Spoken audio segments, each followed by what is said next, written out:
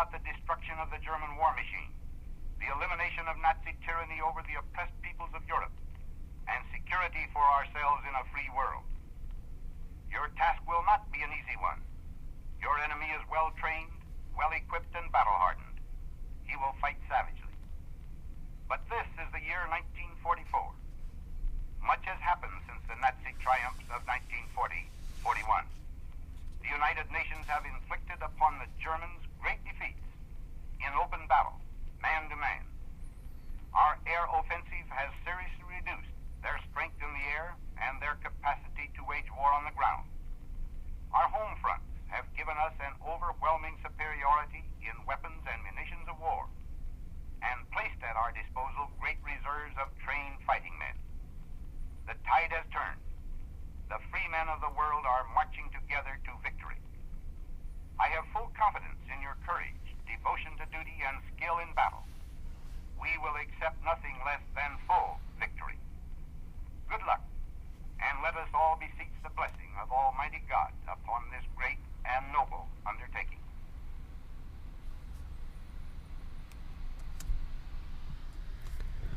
Welcome back to the Headspace and Tasting Podcast, where we talk manhood, tell stories, and discuss the stuff that matters to us, one sip at a time. Welcome back, Kevin. Yeah, it's the fan on my computer. How are you, Matt? I'm good, man. Good. We're here D+3 today. Yes. All right, D-Day +3. And so that speech, if you don't know, was General Dwight Eisenhower. He was the Supreme Allied Commander the night before the D-Day invasions in France. And he also had another letter. If my fan... Oh, there we go. It's quiet now. He had another letter. It was a handwritten note that never got published. And it said, our landings in the Cherbourg Havre area have failed to gain a satisfactory foothold, and I have withdrawn the troops. My decision to attack at this time and place was based upon the best information available. The troops, the air, and the Navy did all that bravery and devotion to duty could do. If you blame or fault attaches to the attempt, it is mine alone. If any blame or fault attaches to the attempt, it is mine alone. That's a leader right there. So he wrote that right after he wrote the other speech. Yep. Just in case. Well, you know what? He didn't give it to anybody. No, he kept it. It was in a breast pocket of one of his suit jackets, Yep. uniform jackets. And when it came time to get cleaned, an aide found it in his pocket and kept it rather than getting rid of it. And to this day, it's in the Library of Congress. I can't imagine the burden that he was feeling that day when the invasion started, when they started to cross the channel, what he was thinking. I think he wanted to go in with them. He wanted to get as close as possible, I think. And they had to keep his ship back because he was trying to. And then once they made it. Well, that sounds like Churchill. Was it Churchill? Churchill's the one that kept trying to get up there, wanted to be with the troops, and kept pulling him back. Yeah. Okay, that's what I'm thinking of then. So I was a combat engineer in the Army, and so I was thinking, you always hear about, you see Saving Private Ryan with the infantry and the Rangers, but they always yell like, Bangalore. You hear them yelling for Bangalore. That's the engineers, carry the explosives. And so I was thinking, what engineer unit, participated in D-Day? And I looked up, it's the 121st Engineer Combat Battalion. Mm-hmm. They were in the 29th Division.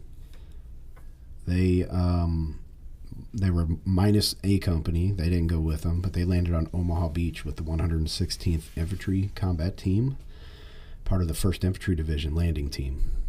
2 platoons of B Company, accompanied by the battalion commander, were the first elements to hit the beach. The time of the landing was 07:10.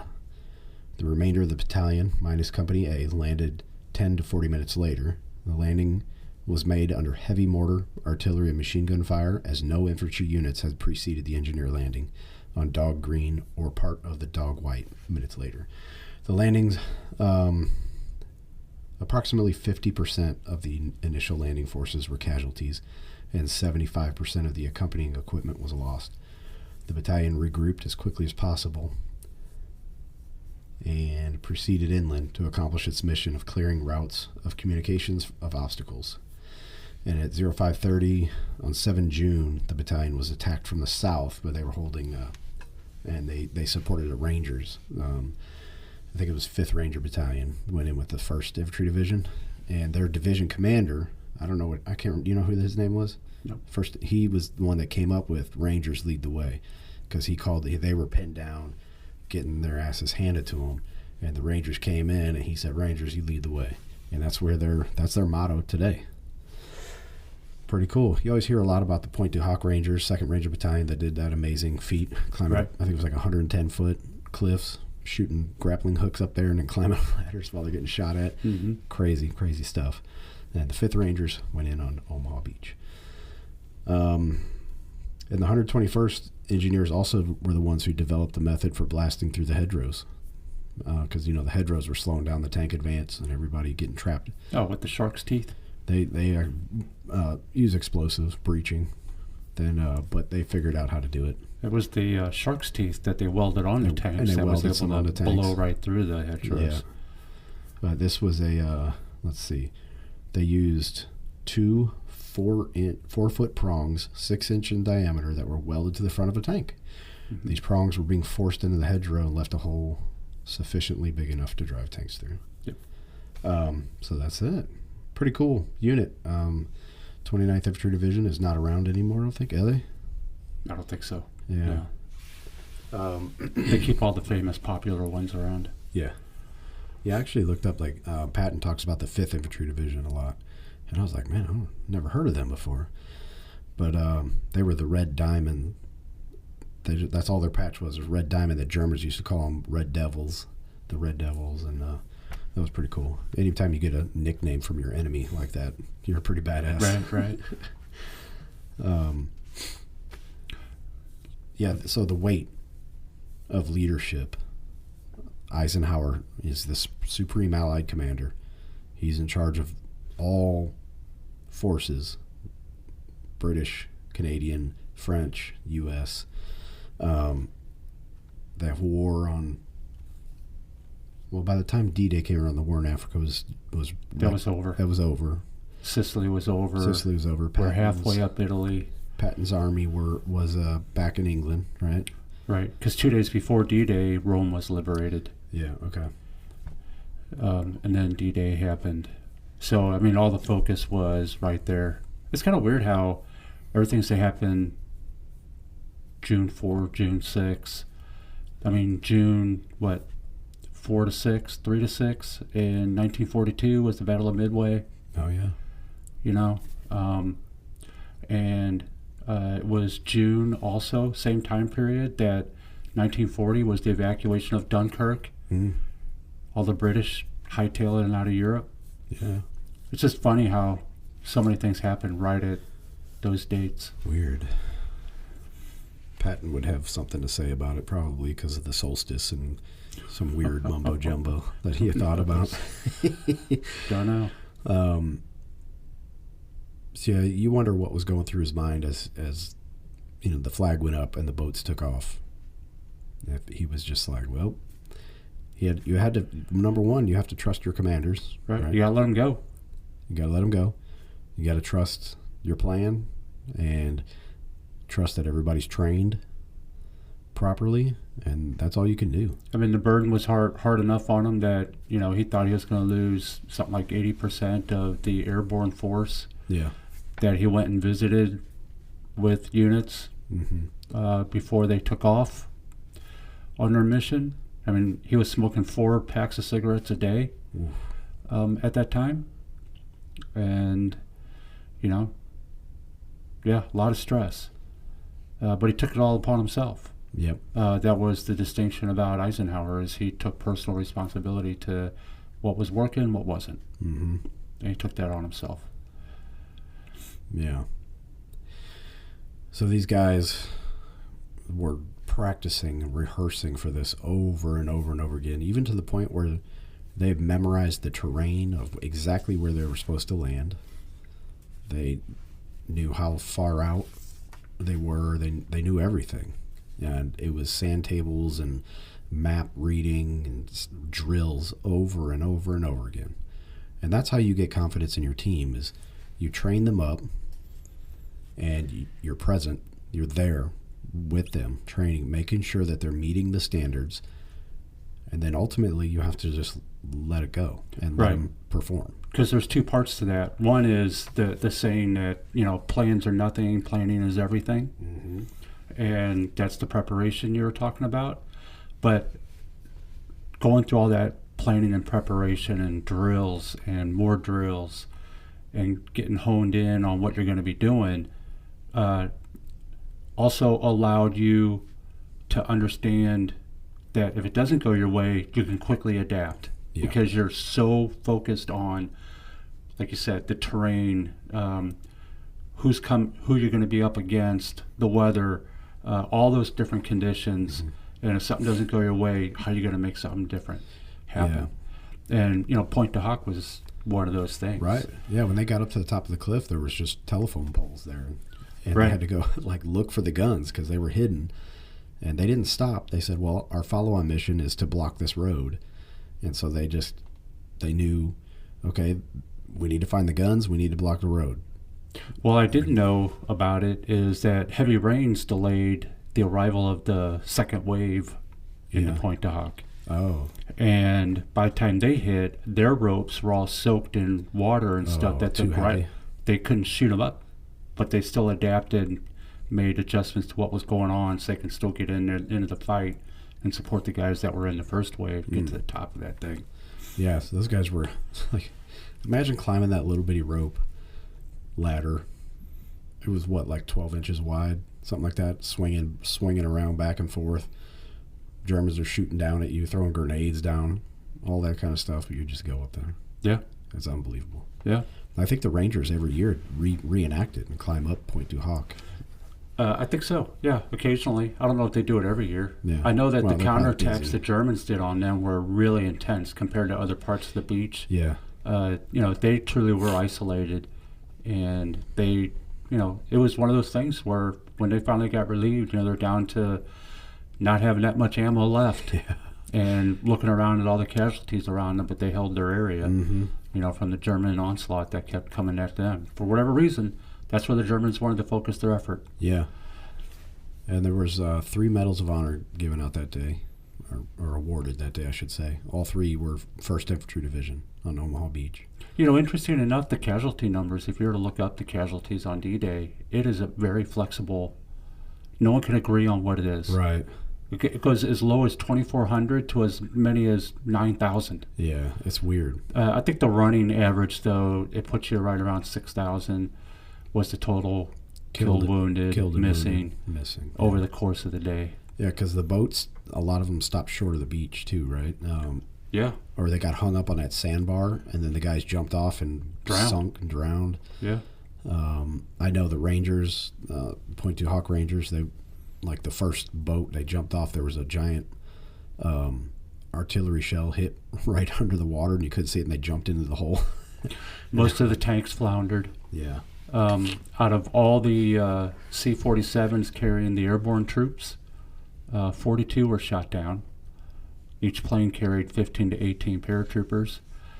It doesn't say out of those, if paratroopers got out and made the jump before the plane crashed, that kind of thing. Yeah. But 42 of those planes went down. I think Band of Brothers, that show, Day of Days, that episode really portrays it really well. The drop that night. Yeah, that was intense. And then Saving Private Ryan, the beach landings scenes. Mm-hmm. I remember when that came out in the theaters, and their World War II veterans. When did that come out, in the 90s? Yeah, it came out in 90... Late 90s. 8? Right? Yeah. So World War II veterans 98. were, in their 70s at that time? Oh, no. 40, 20...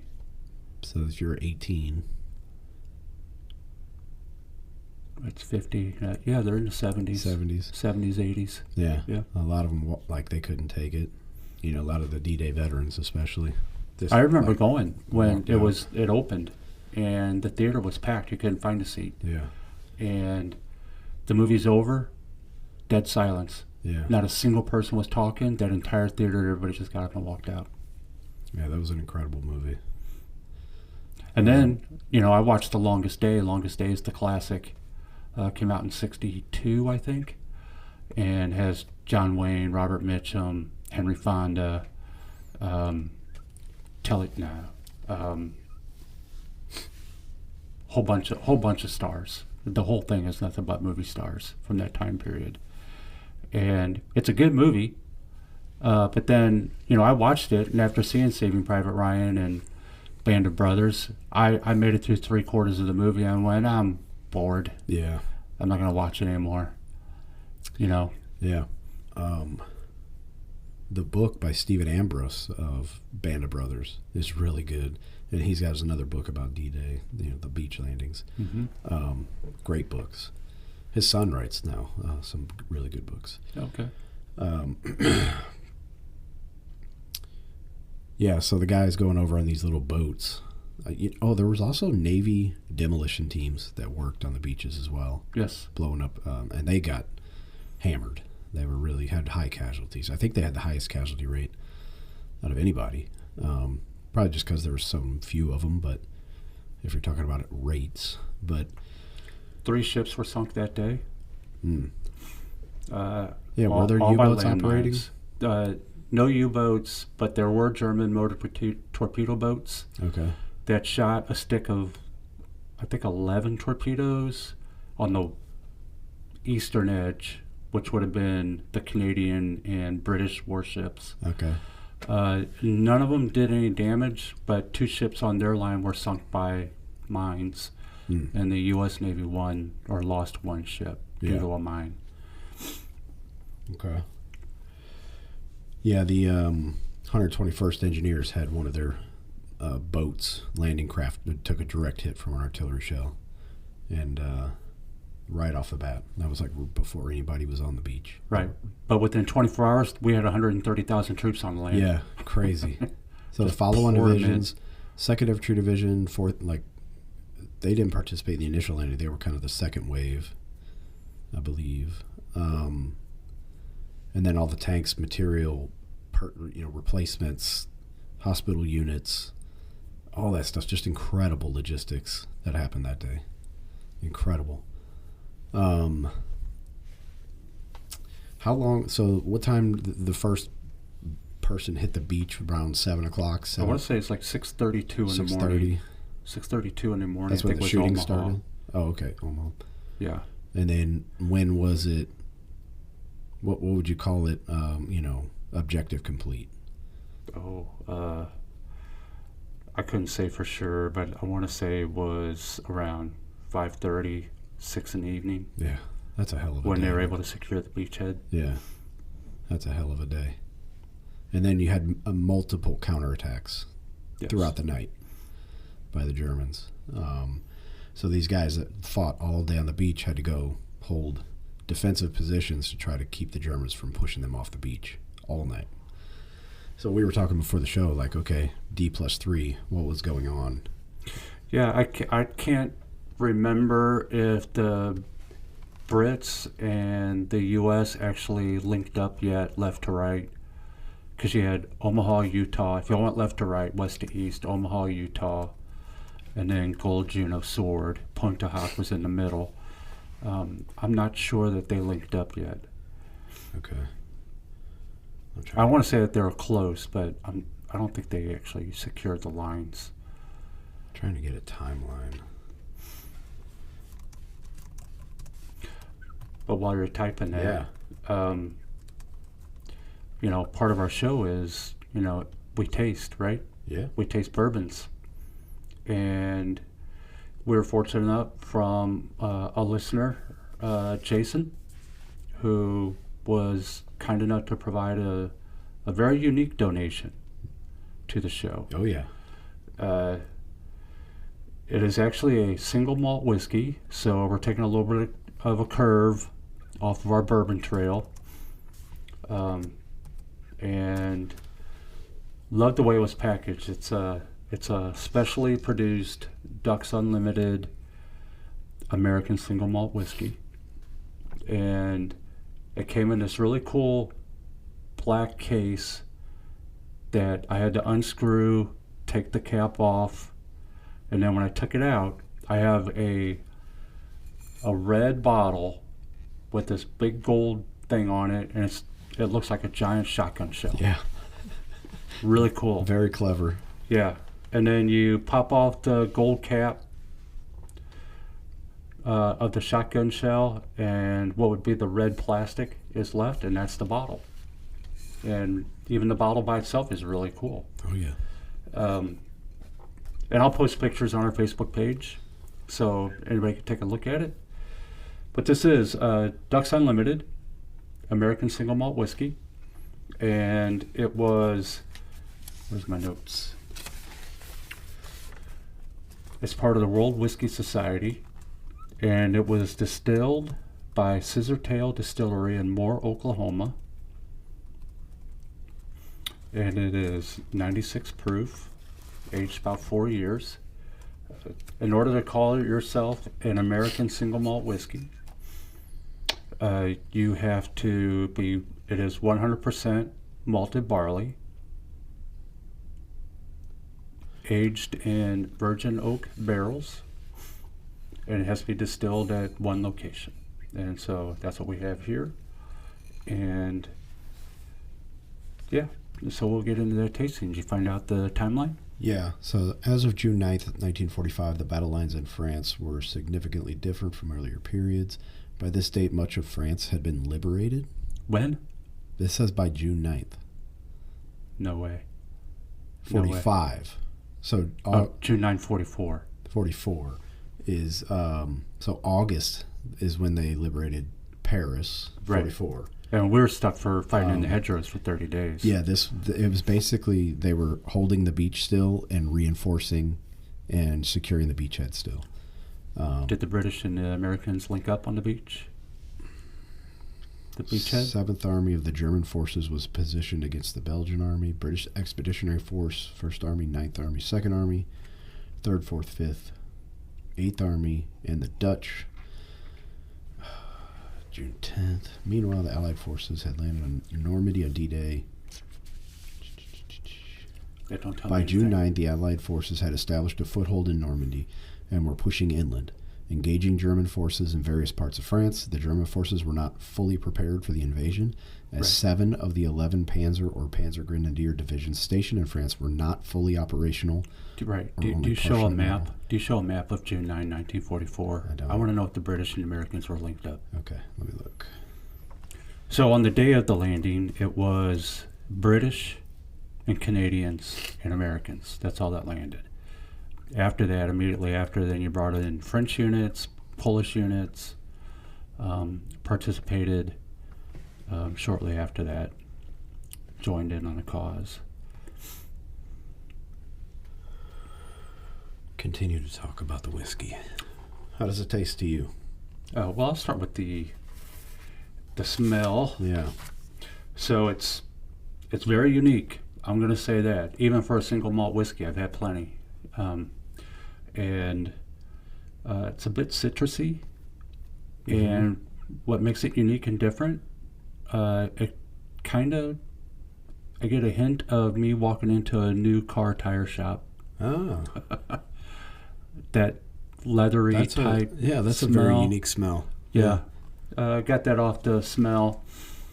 And then the taste was, again, I got to use the word unique. It was different. Again, citrusy.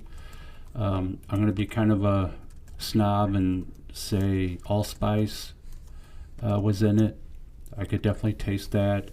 And marshmallow, of all things. Oh. Like a toasted marshmallow. Man. Is what I was tasting.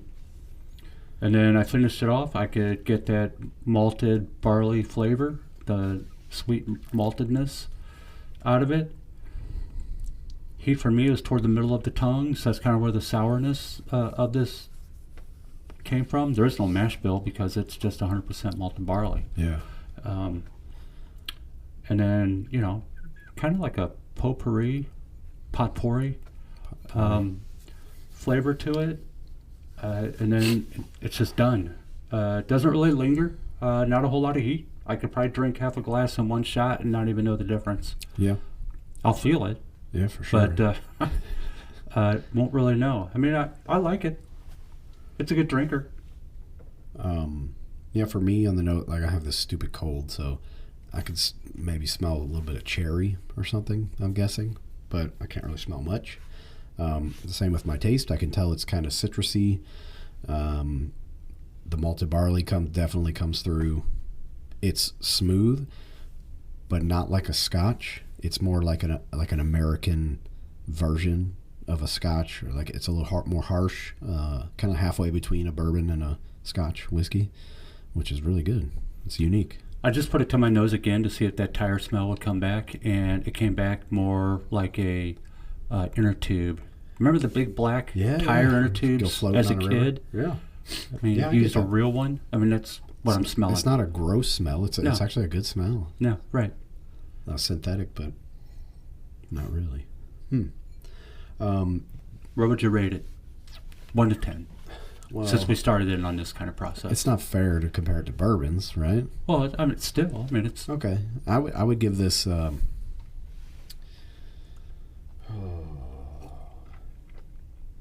think like a 6.5.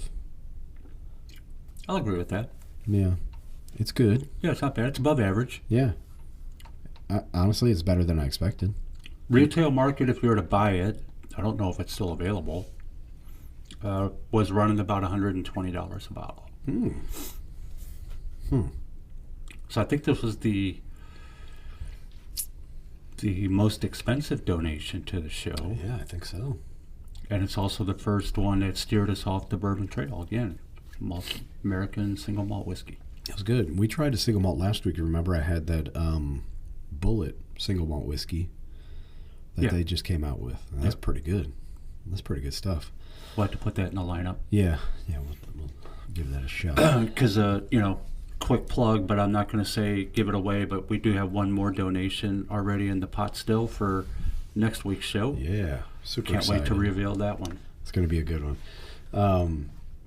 So the 5 Allied landing groups linked up in Normandy to form a single solid front across northwestern France on June 12th, 1944. So 6 days after the initial landing. So they weren't connected yet? No. Oh, we finally got past that hurdle. Yeah. Finally typed the right thing in. But I still I didn't see them. I don't know of a map. That we just don't do research. But then again, I don't know where the show ever goes when we're talking, so that's what makes it great. Whatever, man. If he had any hair, he'd be pulling it out, listening to us talk about military history.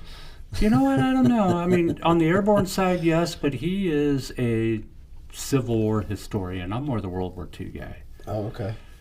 American Revolution, World War II, that's for me.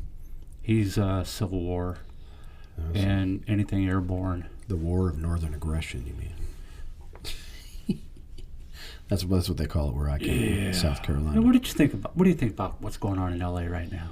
I have no idea what's going on in L.A. It doesn't affect my life whatsoever, and I don't care. It's going to. How? Well, because you have a president that called in the National Guard. Okay. Didn't get a request from the governor of the state. Yeah, that's weird. Just called him in. Did he declare a national quote emergency? Unquote, to quell the riots. Was there an emergency declared? No. Or he just doesn't like the riots, so he's going to do something about it? I don't know if it's because it's against ICE agents or what, and that kind of makes it federal. But the National Guard is the state's militia. Exactly. I think he brought in the National Guard units from out of state. See, this is the thing. I don't like that one bit. Well, exactly. That's why I asked you the question, Mr. Anarchist. Well, when he does it in Missouri, then I'll do something about it. I'm not, there's some talk on there that this is the prerequisite to turn everything into a police state. Well, he's already testing the water, seeing what you can get away with, kind of like what COVID did to us. Test the water, see what we can get away with. Same president. And so you got the California governor who is now suing the president for the use of the National Guard. Why didn't he call up his National Guard and put them online? Well, because if you paid attention to all the news broadcasts, they say it's a peaceful protest. Is it? They're just out there. They're out there peacefully enjoying a car fire. Okay. I mean, those are pretty fun. I mean, that's cool. That was the official line for a little bit. That is the stupidest thing. And right, I'm against it. So what are the cops doing? Just like randomly pepper spraying and paintballing people? They came out there like usual in their riot gear. Yeah. But you know that they're getting overwhelmed by the amount of protesters. No, it's crime shame. Yeah.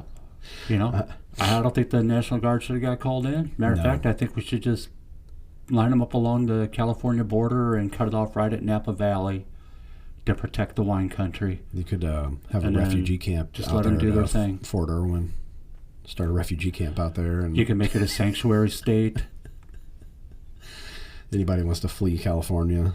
I mean, you have to stop at the Rocky Mountains. You can't go farther east. When you have all of our own elected officials, from the governor down to the mayor of the city, yeah, saying that this is good to go, we're all right, and it's all Trump's fault, or down with the United States. You got Governor Pritzker, the state next to us, calling for violence in Illinois against Republicans. Oh. Yeah, he's talking about calling down brimstone and fire on it, hail and brimstone on everybody, to get the word out.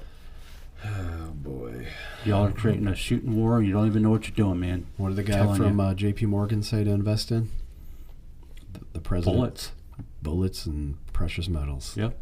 And he runs probably one of the largest banks in the world, in the history of the world. Yeah, publicly stated. Invest in bullets and precious metals. So maybe we should revisit our show one of these days, Are You Ready? Remember that show? Yeah. If you want to listen, go back to that and think about it. Are you ready? Yeah. And I guess technically, Kevin, I am wrong. I should be informed, because gathering intelligence, being informed about what's going on around you, is part of being prepared. Well, we try not to be political, but to me, this is beyond politics. Well, both sides. What's happening? Both sides are going insane. Yes. They're both going insane. Yep. And way overstepping constitutional boundaries. And they have been for a long time. I am perfectly... It started back with Reagan. When Reagan got shot, and then they came out with this Brady bill, and all that, and then Clinton came in with Waco and all the crap that went on there, Ruby Ridge. Like the government has been overstepping for so long now that it's too far. It's too far gone. There's nothing we can do to stop them. Mm-hmm. So I am perfectly fine with anyone saying they have an issue with something. I'm okay with that. Mm-hmm. Mm-hmm. I'm okay with you disagreeing with a policy within our own country. Sure. I'm not okay with you denigrating our own country. Well, if our country is so bad, why are you still here? And if it's so good anywhere else, then why aren't you there? Yeah. I mean, what are you trying to make better? What are you going to do different that's going to make everything better here? You're not going to. Yeah. You're just not. So, case in point, people who are fleeing Muslim countries that are ran by Sharia law, and then they come here to the United States and they want to implement Sharia law, and they don't acclimate or assimilate, and they want to just create a Muslim-ran city. And it's like, dude, why did you even come here? Well, see, that's the difference, because it was again, you came into the country, you had to assimilate to be in the country. You had to learn the language. You had to take a test, answer all the questions about the founding of the country, understand the Constitution. And there are a lot of immigrants that do that still. Most of them, I would say. It's still weakened. It's hard. It's very difficult to become an American citizen. But the immigrants who were coming here were proud to be here. Yeah. They left something that was so bad. Yeah, absolutely. And they came here and they wanted to be an American. And while they maintained the the fundamentals of their culture, they assimilated into the American culture. I mean, that's what makes America the melting pot that everybody talks about. It's not that you just bring in 15 different, nationalities and go, oh, we're the melting pot. BS. We're the melting pot because we have all these nationalities who come in who still wave the American flag and will stand together as brothers. But then they're bringing in the differences that make America great. Yeah. That's how I can, eat all the different kinds of foods I have, or, be able to play the different sports we have. You don't come over here and then automatically you're going to tell me that I have to learn your language, or you're going to start putting up, instead of having, English language on everything, you're going to throw Spanish language out there. No, you're going to learn English. Yeah. Go ahead and maintain your Spanish heritage. I'm totally for it. Yeah. I mean, everybody celebrates their Irish heritage a lot. Right. German heritage, Polish, whatever. Yeah. Do you know what my idea is to help with this problem, with the immigration problem? Yeah, what's that? Did I tell you this before? I don't think so. We need an American Foreign Legion, just like the French Foreign Legion. Oh, yeah. Put up recruiting stations overseas, and if you want the fast track to become an American citizen, you'll serve 8 years in the Foreign Legion. And you have to learn, they speak English from day one, so you better learn English and keep up. And if you don't fulfill your commitment, you go to jail, and then you get deported. Is that the ultimate downfall of France? The French Foreign Legion? Yes. Some people say it's the only salvation for France.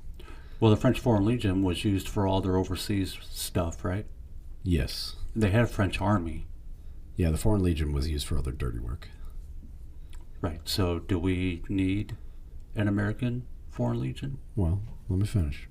So you go and you learn American history, you learn a trade, or you learn a skill, you serve your 8 years, you and your immediate family members become American citizens. You get a Social Security number, you're a full-fledged American citizen after your honorable service of 8 years, right? Now, I don't think we should take advantage of those legionnaires the way that France does and use them to do nefarious things, just like I don't agree with a lot of the stuff our government uses our regular military for, nefarious things. All the way back to Smedley Butler, war is a racket. Right, but we really don't have a colonial environment anymore. I mean, that was the whole point of the Foreign Legion. But it could be used on, say, put a station down on the border. Say, if you want to get in this line, you go the old way. Get into this line, 8 years of service in the Legion, you become an American citizen.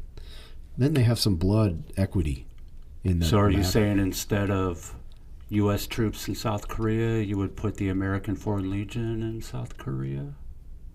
No, I think you would have, let's say you have the 2nd Infantry Division, and that's in South Korea. I don't know if they're still there or not. I don't know. But one of their brigades would be a Foreign Legion brigade or a battalion. That's it. Use them just like you would just to augment any other military. But I'm not a military strategist. I'm not a grand planner. That's just an idea. I think it's a way to get people to get, like, hey, I fought for this country. I volunteered to fight, and I love this country. You could inculcate the American values, the Pledge of Allegiance, the Star Spangled, all that stuff. Sure. They could learn, and they'll have pride in their country when they get done there, that they did something for their country. Mm-hmm. And that's a fast track, man. 4 years, 8 years, whatever. Limit them to only support units instead of combat units. I don't know. Why don't you just put them in the military and not have a Foreign Legion? Well, because let's say they don't speak English. Then you have to take all this time to send them to language school. Blah, Well, you blah, said blah. they had to learn English day one. Yeah, the way the French Foreign Legion does. They just speak French to you, and you figure it out. By the way, I don't think the French Foreign Legion exists anymore. It does. I thought they disbanded it. Nope. Or did they eliminate the requirement to be not on French soil? They are on French soil. Okay, so that's the change. Yeah, they regularly use them to patrol the streets during like the Olympics and. Well, stuff that's like the that. change, because at one time the French Foreign Legion was not allowed on French Yeah, soil. but then they tried to overthrow the government, and France decided they needed a little bit more control over them, so they brought them home. Right. So again, the weakness of the French. Well, they're just weak. Right. It doesn't matter. I'm part French, so I got to be careful what I say. Sorry for sniffling into the mic. Speaking of the French, they were the first ones to roll into Paris. Not because they earned it. Nope. That was all political. Yep. Patton would have been there probably a week ahead of time. Easy. Old Monty was stealing his fuel and ammo and slowing him down. Well, probably whining and crying to Eisenhower. And Bradley had to pull the reins back on Patton. Patton probably would have been in Berlin a month ahead. And he would have kept rolling straight to Moscow. Yeah, World War II was the official end of the British Empire. It was done with World War II. Mm-hmm. And that was the official beginning of the American Empire. Well, Roosevelt and Stalin really marginalized, what's his name? Churchill. They kind of pushed him to the back after a while when they realized that they were the real superpowers in the world. Mm-hmm. And so they kind of just kept him along. Yeah, and Churchill saw the writing on the wall. He knew that. They were doing everything they can to protect manpower because they had none left. Yeah. Oh, yeah. Even when it came time for this grand battle at Arnhem, mm-hmm. Operation Market Garden, late in 44, the fall, Churchill was already protesting in Montgomery to save as many lives as possible because they had no one to backfill them. Their manpower pool was gone. Was that the big parachute drop where they got their asses handed to them? Well, it was across, 5 airborne landings? Yeah. Trying to capture all the bridges. That was in the Netherlands, right? Yes. Yeah. A Bridge Too Far, great movie. I thought there was one. Book. Was there one before that, though, that the British did that they just got, or maybe it was an American unit? No, they were trying forever to capture Caen in France since D-Day. It took them darn near a month to do it. Yeah. The French were just kind of participant trophy winners after the D-Day invasion. Yeah. And they didn't really, they didn't go into Germany. Did the French go into Germany at all? They were occupiers of Berlin. Oh, well, afterwards. Yeah, I don't think the French did anything. They might have been in there somewhere, but I doubt it. Everything was the U.S. and Britain by that time. Mostly the U.S. Yeah. We had more tanks, more guns, more men, more, less time in battle. And, when does the British start fighting that war? When was the first? What we just talked about it back in May when the Germans. 1940 was the actual invasion.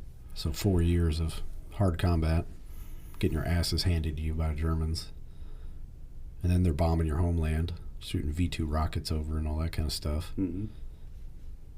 Yeah, I bet that's a long time to be at war, man. Like that.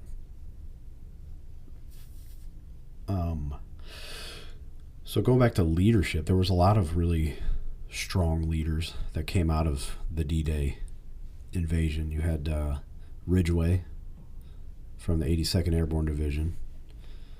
Who was the other one? Jumpin' Jim. Was he the commander of the 82nd at that point, or was Gavin already the commander of the 82nd? I know Ridgway commanded for the Sicily drop. I don't think Ridgway was the commander by that time of D-Day. Okay. I think it was Gavin. Dang, Ridgway lived until 1993. Oh, yeah. Wow.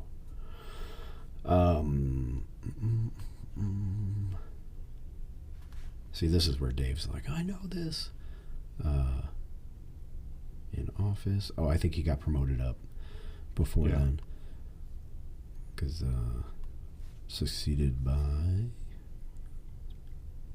What? Oh, he was the chief of staff from 53 to 55. You're not even in the war, Matt. What are you doing, man? I'm going back. Hold on. It takes time. No, it don't. To read? He was in the Army from 1917 to 1955. Dang. Yeah, he commanded the Korean forces for a bit. Yeah.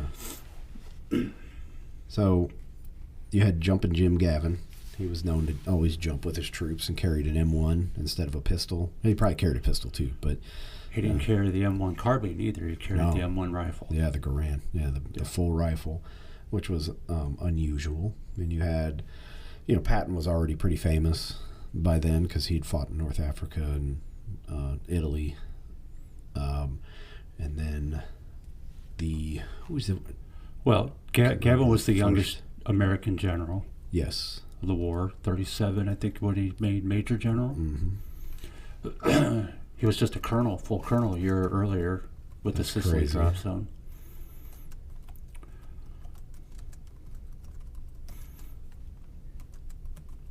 All right, on D-Day, the 1st Infantry Division commander was Major General Clarence Hubner. Clarence. He had taken command of the division in 43,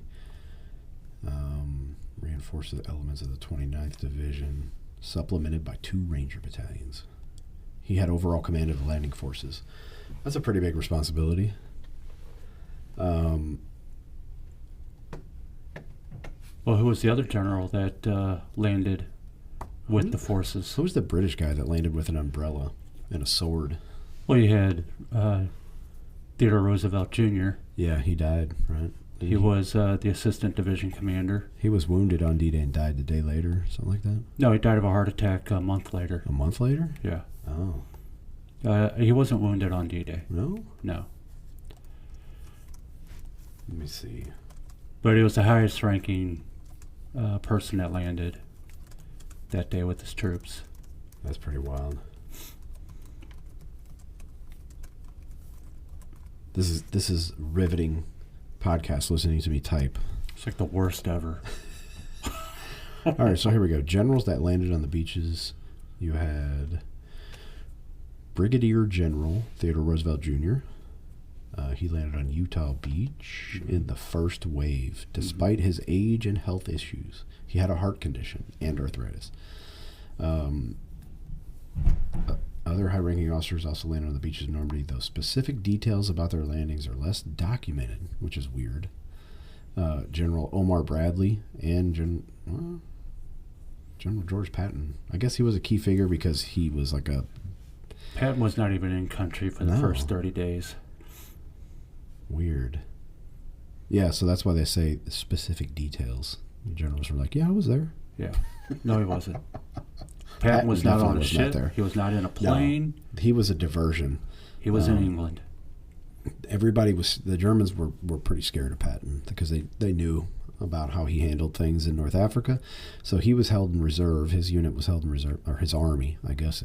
Yeah, it was the fictitious 14th Army, I believe is what it was. Yeah. That they completely constructed around him to include fake patches for units that didn't exist. Yeah. Radio traffic, telegrams, different movements. Oh, yeah, Operation Bodyguard. Of men and material, all to make the Germans think that something was going down. And it was all a diversion. Oh, the Canadians had airborne units, too, that jumped. Huh. On D-Day? Yeah. I didn't think that was the case. I thought it was just all British. Oh, well, that's true. British and Canadians. You're right. You're right. The British. Sorry. Yeah, because it was just American, British, Canadians that participated in the initial assault. Huh. Okay. Yeah, the paratroopers and glider airborne. Those gliders were crazy. I met a guy one time who was a glider infantryman during the D-Day invasion, and he was like, we would have been fine, but some dumb son of a bitch decided it was a good idea to weld metal plates to the bottom of our glider, and as soon as we detached from the plane, we dropped like a rock. Yeah, crashed. because they were all wood and canvas. Yeah. He said they had a motorcycle in the back. It was like a disassembled motorcycle or something, and it crushed 2 guys when they crashed. That thing moved and crushed 2 dudes, killed them. And then he was like, we were basically combat ineffective because we didn't have our scout motorcycle. All our weapons were gone. Ammo got, spread all over this field. Guys are dead and we're all busted up. He was like, that was it. Yeah, I don't know. I mean, it kind of reminds me of the movie Black Hawk Down, and some truth they build on some of that for the sake of the movie, but Oh, yeah, that the movie whole Ranger commander or the captain or whatever going, we're combat ineffective. No, you're not. No. It's just it's not a good term to use. No. And it's like, okay, you're combat ineffective, but guess what, dude? You're still in combat, so you got to do something about it. You're not carrying out assaults or doing all these weird big battle plans. No. But you're still engaged in You're combat. in the fight. Yeah. Yeah, I heard I was listened to a few podcasts with some Delta operators that were there that day, and they really changed a lot of their tactics after that. They were wearing DCU uniforms and black body armor, chest rigs, and black helmets, and he was like, they started looking around like, what the hell are we doing? Like, you're making yourself this crazy target out there for everybody to shoot at just because we want to look cool, I guess. They changed a lot of stuff after that. Some guys got killed. I think it was the next day. Wasn't the mortar attack the next day or two right after the I think it was right after the funeral stuff. Mogadishu. Yeah, right in the airfield. But crazy stuff happens in war, man. Mm-hmm. All the time, every war, weird stuff. Improvise, adapt, and overcome. Yeah, so you have to stay flexible. And you need to be well trained. You need to train your people well, and don't freak out when something goes wrong, because it's gonna go wrong. Old Murphy's Law, right? Mm-hmm. If something can go wrong, it will. What else about D-Day, Kevin? Do we need to talk about? I wrote down Jim Gavin and Matthew Ridgway. I'm wondering how long it will take before we forget D-Day. I mean, I think we're down to the last two Pearl Harbor survivors. I think there's 2 left, I think. Yeah. And then, there was a time Battle of Gettysburg, Civil War. Uh-huh. The immensity of that battle, and getting the Gettysburg Address from Lincoln, and all the remembrance that comes from that, and making movies about it. And you had Remembrance Day that went on and on and on, and it was for the guys from the North and South, the veterans that got together, and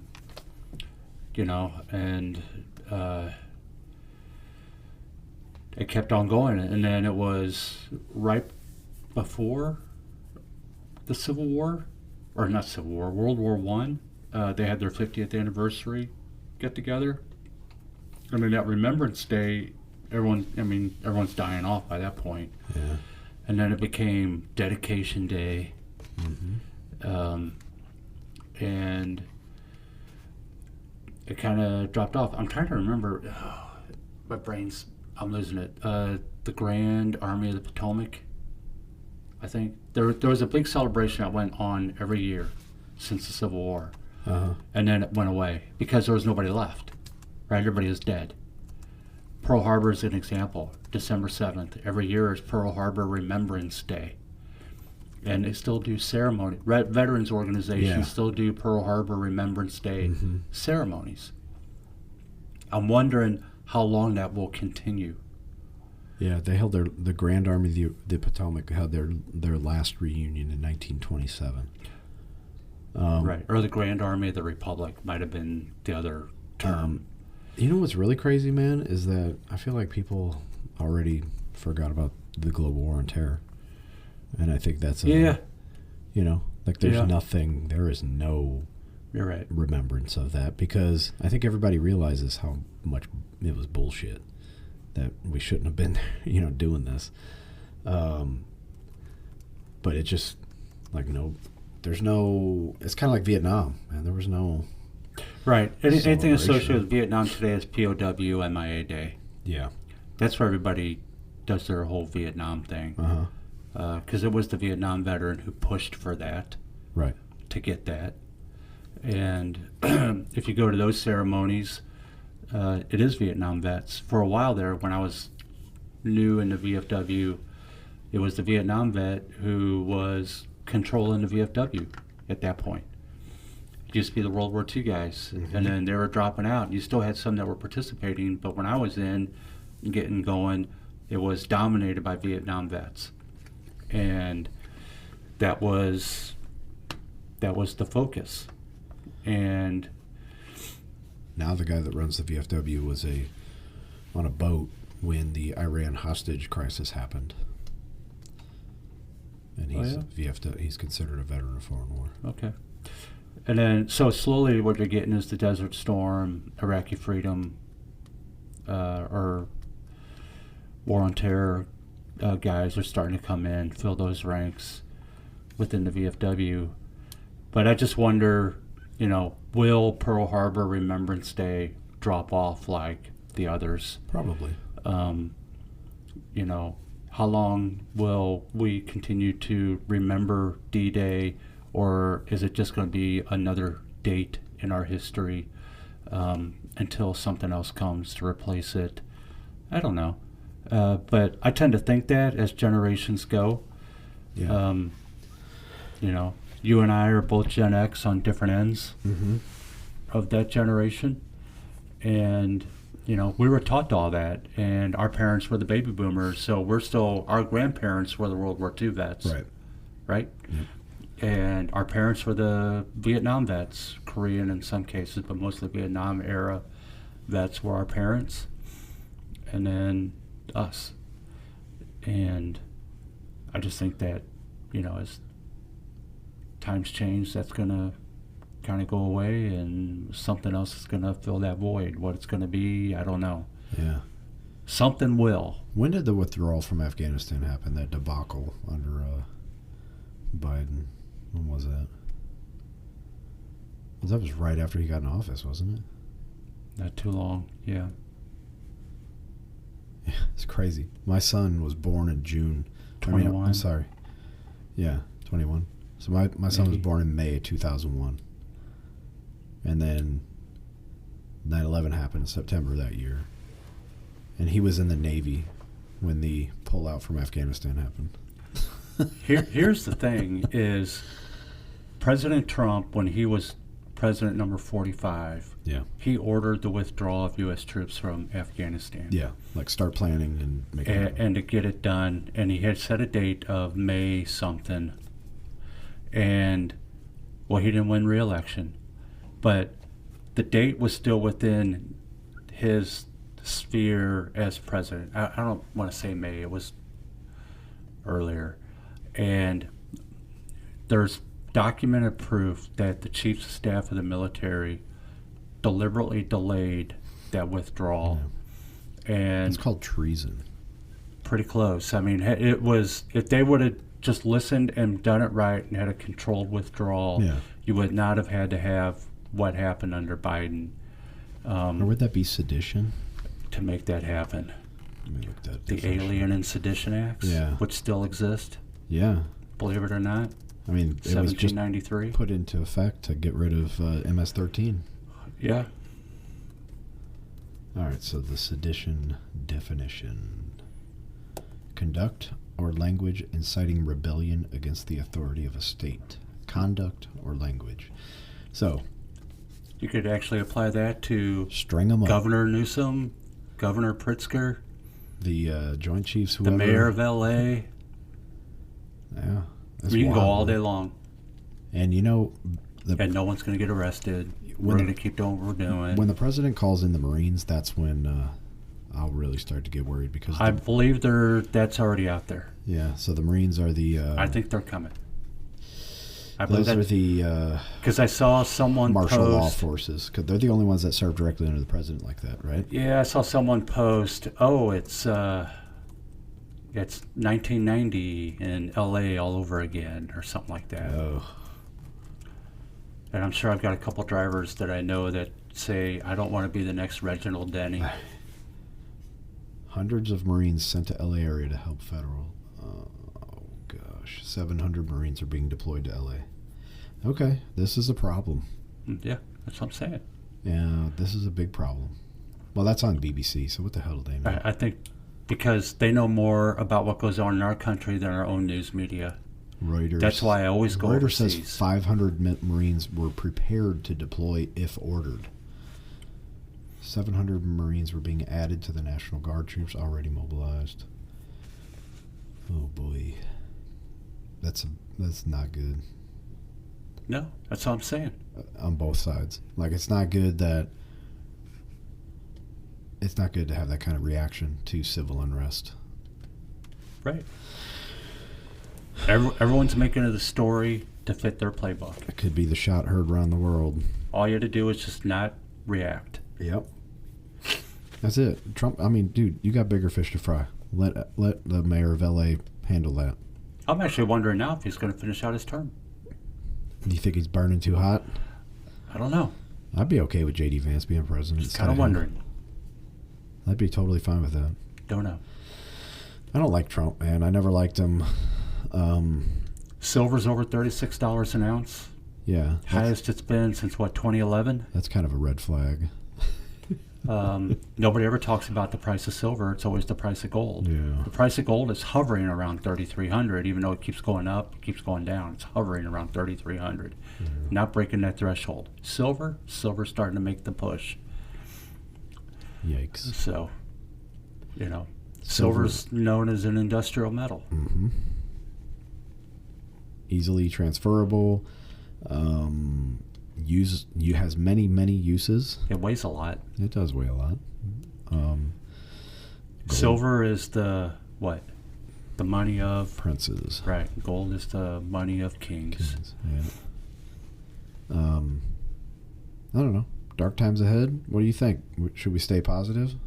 Oh, I stay positive. Yeah. I know my future, man. That's right, buddy. Yeah, I'm not worried about it. Like I said earlier, I'm not worried about it. Right. I feel sorry for those people that live there. I really wish it wasn't happening, and I wish people... Think about that. They just got done going through all the fires. Yeah. Burning up the city. Well, dude, COVID destroyed that town. COVID, and then fires. Riots. I don't know what's next. Earthquake, I guess, is next on the list. Yeah, that could happen. Tsunami. I don't know. It's like all the plague and pestilence that's supposed to happen to the world is happening to Southern California. Wars and rumors of wars. Yeah. Don't know. Yeah, whatever, man.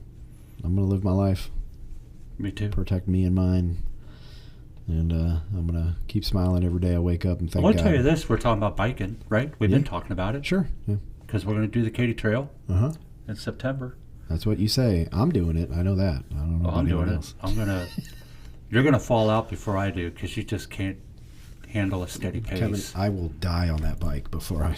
Right, that's what I'm saying. I'll still be pedaling. Oh, there's Matt. At least I didn't quit. Well, you kind of did. You're laid in the ditch. Oh, yeah. But, it's been, a little over 2 weeks now? Yeah. And... what started out as a challenge has now become fun, actually. It is, yeah. It drives me nuts if I don't get my bike ride in because of weather or something. Yep. And my body is feeling better. My bodily functions are more normal with the amount of workout. The energy is there. I'm recovering faster from workouts than when I first started. Mm-hmm. So I can feel the transition in my body. I haven't lost any weight. I've lost 0.6 of 1 pound since I started. That's it. So body weight hasn't changed. I really haven't noticed anything in my body yet, other than my posture is better. I'm sleeping a little bit better. Not losing energy. I don't feel fatigued. Quick recovery. I've been eating a lot more. I know that. I've been breaking my diet. My body tells me, Kevin, eat more. Yeah. Mine's like, dude, you need some carbs. Eat that pasta over there. Eat some pizza. Yeah. You need some carbs, homie. So I've adjusted to that. So now I'm including pasta in diet every now and Yeah. then. Not every day, but No, I added white rice to my ride days. Yeah. I eat rice. And then on Friday, this past Friday, I just couldn't take it anymore. I had to have pizza. And I eat half a Little Caesars pepperoni and onion pizza. Had a couple crazy breadsticks. Yesterday, I had to have some nachos. So we made nachos. I had some beer. I was like, dude, I gotta eat something. yeah. I mean, I'm finding myself way more motivated than I was. Yeah.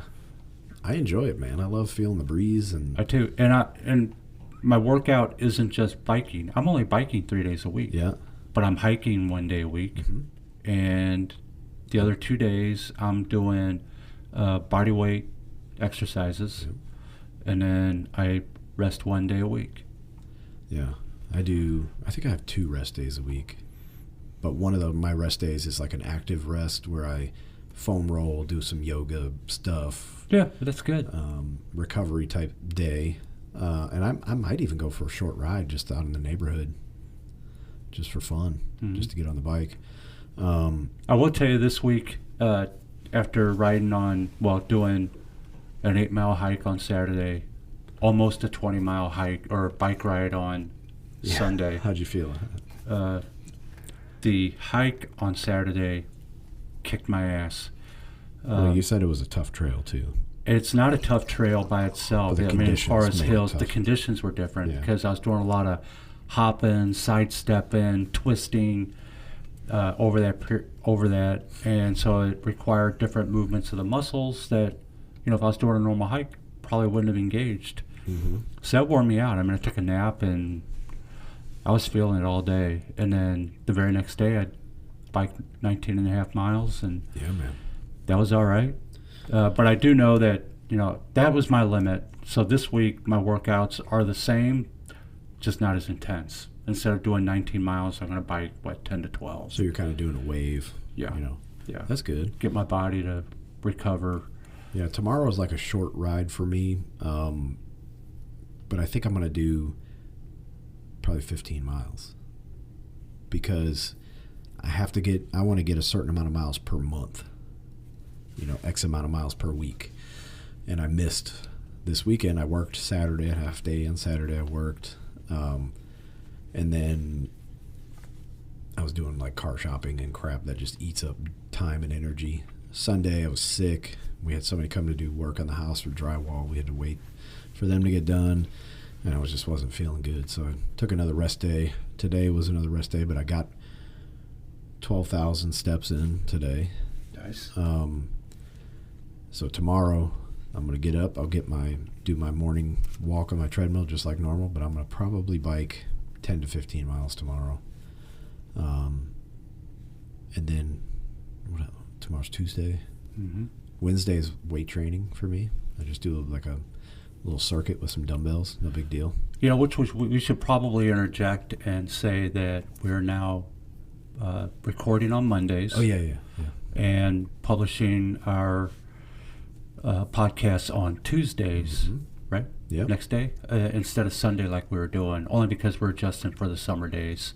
Yeah. And we want to recover our own weekends for family, friends, fun, Yes. those kinds of things. So we're saving our podcast recordings for in the evening during the week, and then publish it on Tuesdays. Yep. Thank you, Caitlin, for letting me take over the house on Monday evening.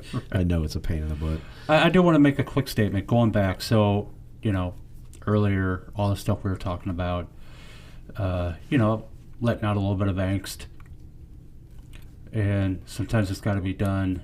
But I saw a T-shirt on Sunday that someone was wearing, and I just now thought of it, and it said, "Humankind, be both." Oh. And speaking about all the stuff that we just talked about, Yeah. if you really want to fix the things that are going on around you, and you're wondering how to stop getting frustrated, don't be the Karen. Stop getting in a fight because someone spilled a beer on you at a baseball game by accident. Come on, man. Yeah, that's part of the experience. It's part of humankind. So you're a human and you're kind. Be both. Be both. Be kind, be a human, and push that on, express that to everybody. And then you would be surprised, I would say amazed at the response people will give back to you. Yeah. If you would just be human and be kind. Yeah. And we can clearly see, you watch it on Facebook, Instagram, or X, and Instagram, all those all day long. You know the difference between being human and being an animal. Yeah, man. Don't be the animal. Be human. I deleted my X account. Yeah. Because it was bringing out bad. Sounds weird. It was bringing out bad tendencies. My base animal instincts to want to fight. Yeah. And troll. I mean, it's fun trolling the director of the FBI because that guy's a clown. It's fun. He should be trolled, but not by me. I'm not. Somebody else do that. And just all the negativity, man. It was like getting too much. I was like, I don't want to be a part of this anymore, except for Cash Patel. But why don't you just say FBI? FBI. Yeah, I don't Thank like you. them. Traitors, all of them. Yeah, I'm just kind of like, I need to do something more productive with my time besides be on Twitter, like riding my bike and meeting people out on the trail. And you go to the True. bike shop and you talk about, hey man, we're gonna ride the whole Katy Trail, and people are like, whoa, that's awesome. Yeah. Everybody I say that to, they're like, dude, I've always wanted to do that. And I tell them, why don't you do it? What's stopping you? Oh no, I don't know, man. I don't know if I could do it. Yeah. Maybe next year, buddy. All it requires is planning. That's it. And you gotta have some time. We gotta. Well, yeah.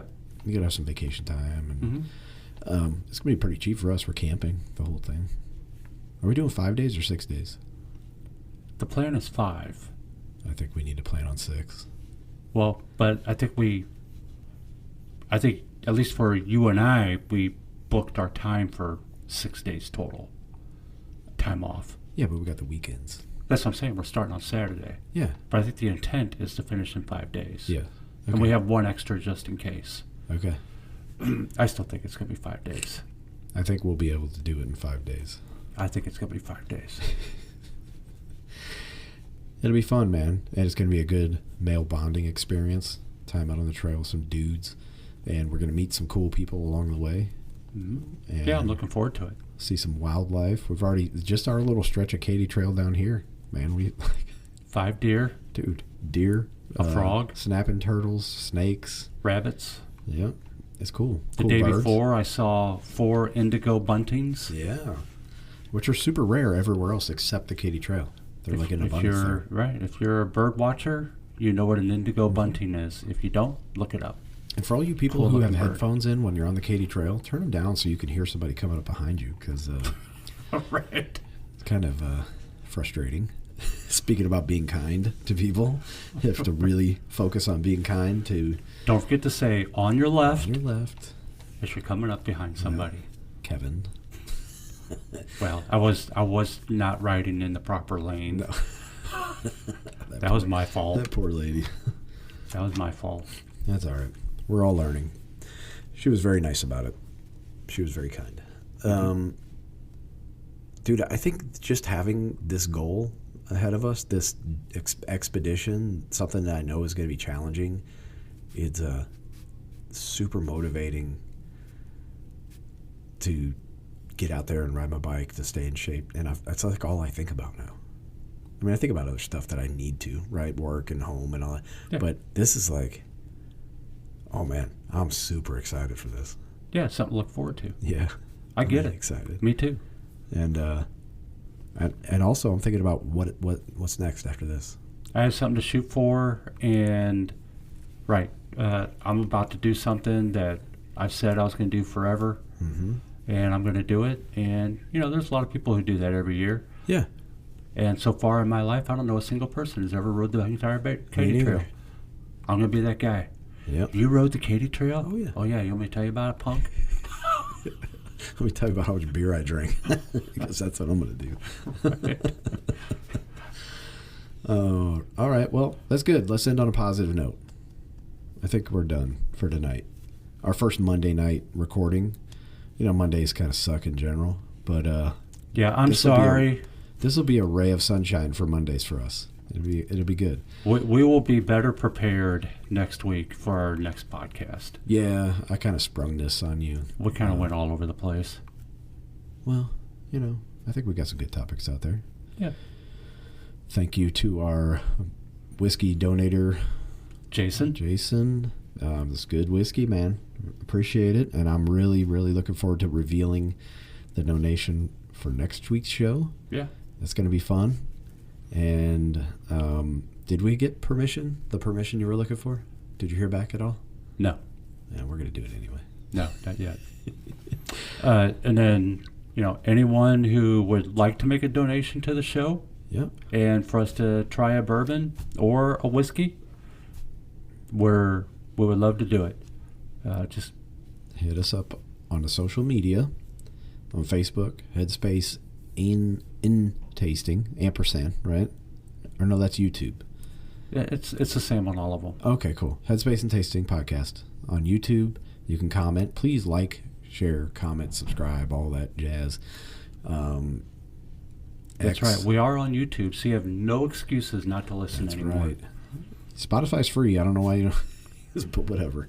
Go to YouTube, all the millennials that are listening, and then you can email if you have a donation or a topic for a show that you'd like us to talk about, or if you want to be a guest, you feel like you have something to share, you're more than welcome to be a guest on the show. Email us at showmemk@gmail.com, and we'll respond. Yeah, you know what? Did we mention that we have picked up a listener in Sweden? No, we didn't mention that yet. No. We picked up a listener in Sweden. That's awesome. Yeah, so now we have Japan, Australia, Russia, and Sweden. Welcome. That's great. Sweden. I don't know how to say hello or welcome in Swedish. I don't know. But welcome. All I can think of is the Swedish chef from the